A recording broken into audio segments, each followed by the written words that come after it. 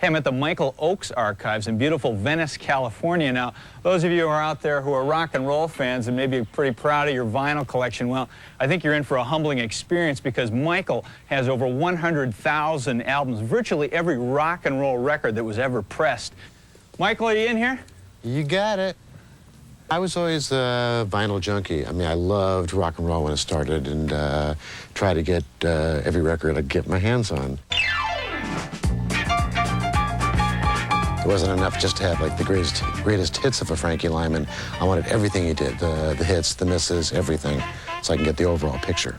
The first corporate job I took was head of publicity for Columbia Records, and they didn't pay us much at that time, but all the records you could eat. The failure of a particular album might be what really makes it a collectible, right? Actually, yeah, the ones that didn't sell are the most collectible. Yeah.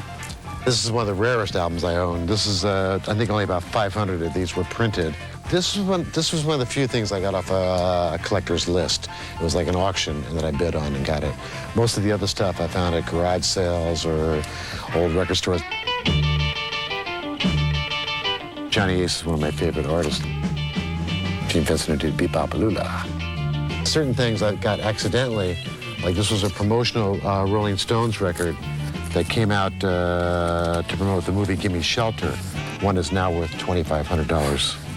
So a thing like, I wrote I'm rich there. It's the first time I realized that, hey, this is more than just playable stuff. This is collectible stuff. Well, this isn't Baywatch. Hey, Michael, what's the deal here, man? More German beer drinking music? Well, I try and collect everything, and I just don't know how to categorize that yet. But I see you got a good price on it. 49 cents. I think I overpaid, actually. And then here's a Symposium in Blues. It's a compilation of blues music, but the weird thing is it's sponsored by a company, a drug company that made Elavil, therapy often helpful in depression. I guess they don't realize that without depression, there are no blues. Look at this guy. He looks relaxed. The psychological method of relaxation. Psychoscope. What a label. Okay, this is one of my favorite retro singles. It's called Memories of Almonte by the Penguins, the same group that did Earth Angel. And it's actually written by Frank Zappa, but it's one of the best summary records of that wonderful time, those fabulous 50s.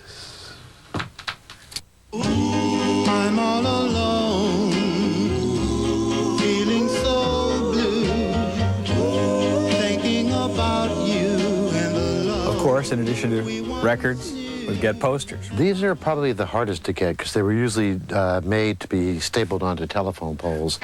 This one is super rare. This is the aborted tour of the Maharishi Mahesh Yogi, the Guru, and the Beach Boys, and it was such a disaster that they canceled the tour instantly. Brian, you've got to stay away from the sweets. You're putting on too much weight. Yes. But what really makes the Michael Ochs Archives unique is his incredible collection of photographs that were thrown out by the record companies.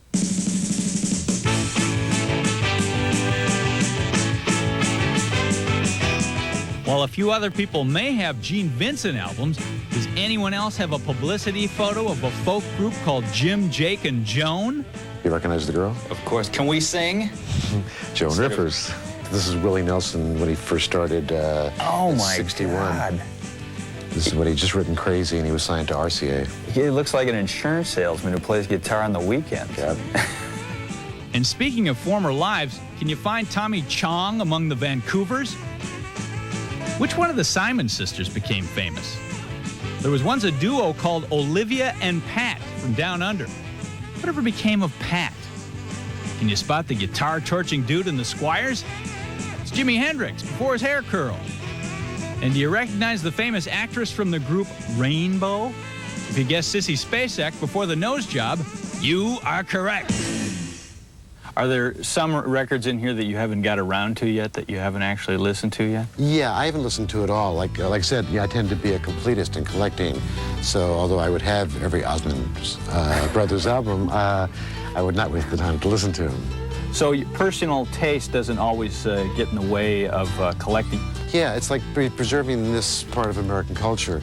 I remember many times, like when I ran out of shelf space, and I would go, and like the best of Black Sabbath would come out, so I would take all my Black Sabbath albums and sell them. And I went, wait a minute, no, this is an archive. You should have everything. So they go right back out and buy them again.